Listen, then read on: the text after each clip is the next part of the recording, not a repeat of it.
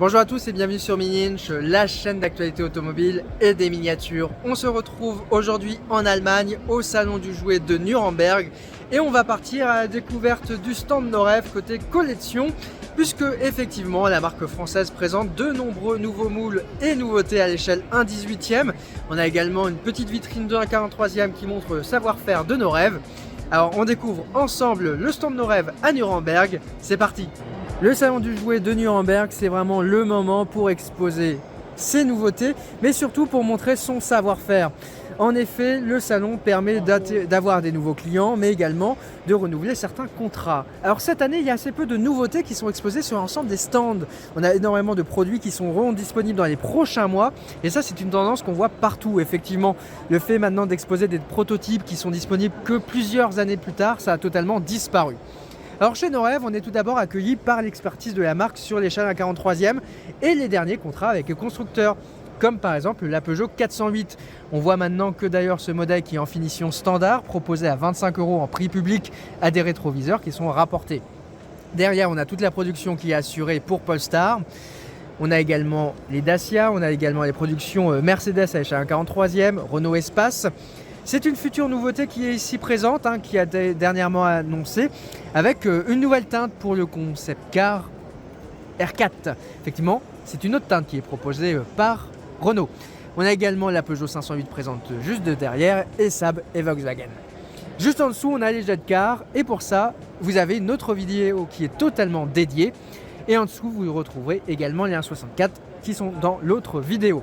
Parce que nous, ici, on va parler de nos rêves collection, c'est-à-dire des nos rêves 1/18e, qui est vraiment maintenant le fer de lance de la marque. Des no rêves 1/18e la plupart du temps avec ouvrant, et surtout des modèles qui sont principalement développés par la filiale allemande.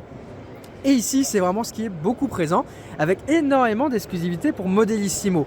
En fait, nos rêves, ça reste une entreprise qui a toujours produit un tout petit peu pour les autres, que ce soit pour les constructeurs automobiles, pour des gros vendeurs, comme ici avec Modellissimo. Donc on a par exemple cette Alfa Romeo qui va évidemment arriver chez Modellissimo d'ici plusieurs mois, peut-être années. On a des Jeeps, on a également ces étonnantes Volvo, si je ne dis pas de bêtises, avec un modèle break, une version berline.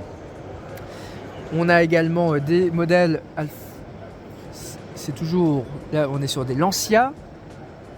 On est un petit peu sur l'historique qui n'est pas forcément mon domaine de précision. Bon, là c'est un peu plus commun avec des Volkswagen, des Sirocco. Toujours ici des exclusivités pour Modellissimo, comme par exemple ce Volkswagen, on est sur la version van. D'ailleurs qui ressemble un tout petit peu à ce qu'avait déjà produit Schuco, mais c'est une autre version juste ici. En dessous on va retrouver l'Opel Manta avec sa variante couleur compétition. C'est la fameuse GTE, toujours en exclusivité pour Modellissimo. Ça permet en fait à Modellissimo aujourd'hui d'avoir des modèles qui sont exclusifs, et on sait c'est ça qui fait la différence sur le marché. Également Opel. Alors ça par contre c'est un futur modèle de chez nos rêves, ou un 12e, la fameuse Aston Martin de James Bond. Ça va, je pense, assez bien marcher, c'est un beau modèle, c'est original et surtout ça n'existe pas encore et ça va être demandé, surtout que les 1/12e sont très déco, on va dire.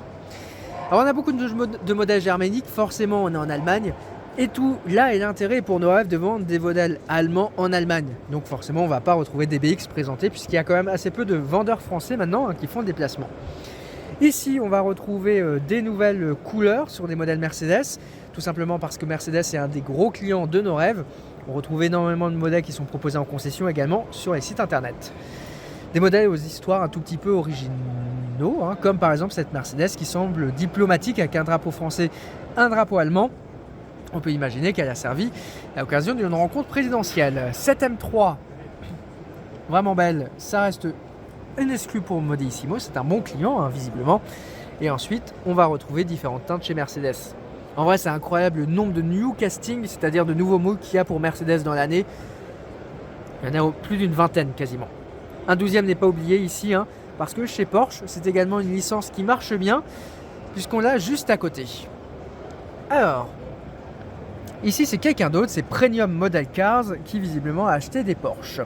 Alors, on va avoir une D911 dans toutes ces versions, avec une version cabriolet et une version normale, toujours avec des ouvrants. Ici, on en a 4. On a visiblement sûrement le capot qui sera ouvrant à l'avant, les portes et également le capot moteur. Ici, on est sur des premiers tirages de modèles, la plupart du temps, il faut compter un an encore et 6 mois quasiment de développement. Hein. C'est 2 ans la plupart du temps un projet. Un 18e, c'est vraiment, on veut bien prendre le temps de développer. Juste à côté, nouvelle 911. Et celle-ci, normalement, vous allez bientôt la découvrir sur la chaîne. Hein. J'ai craqué pour une des teintes avec la 911 GT3 RS ou la dernière 911 tout simplement. Des superbes modèles de la part de Norev qui existent au 1.18 ou 1.43e Jet Car, mais également au 1.12e. Ah, elle est magnifique celle-ci, en plus avec les petits trous directionnels, c'est beau. Hein. Chez Norev, on aime aussi la décoration et pouvoir garder propre ces miniatures. Il y a donc un plumeau original qui est proposé actuellement. On note l'initiative, hein. C'est une production en plus normalement qui est d'une maison française. Juste à côté, on va retrouver la future SM 1.12e. C'est également un nouveau modèle, enfin une nouvelle variante de la version gendarmerie, dans un bleu différent avec gyrophare et antenne. Il me semble qu'il n'y avait pas eu ça sur la version précédente. Elle est assez demandée. C'est vrai que la 12e part plutôt bien.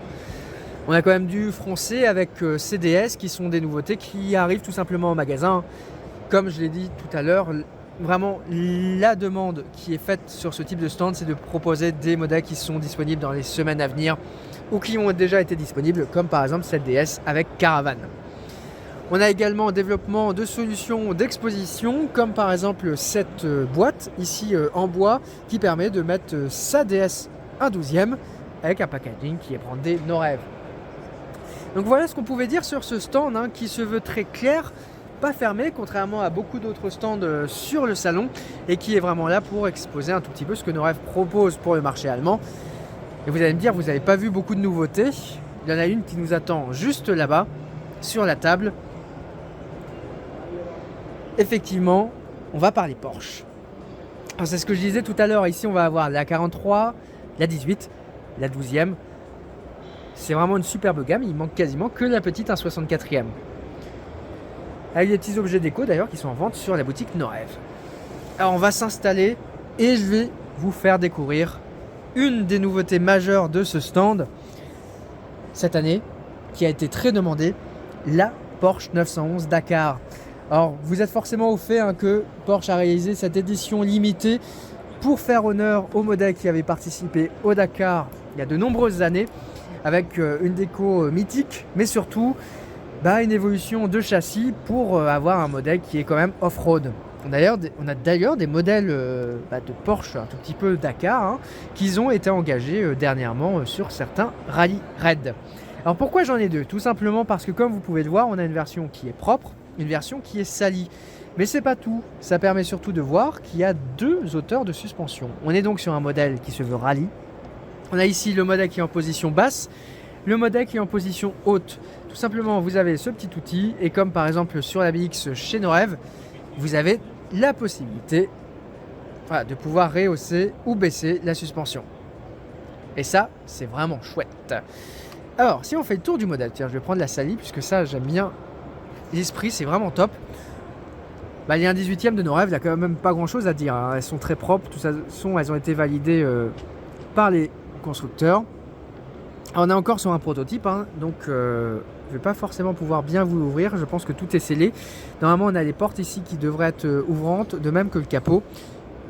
Et pas sur le capot moteur. On a quand même un arrière qui est extrêmement détaillé, avec une plaque ici également très propre.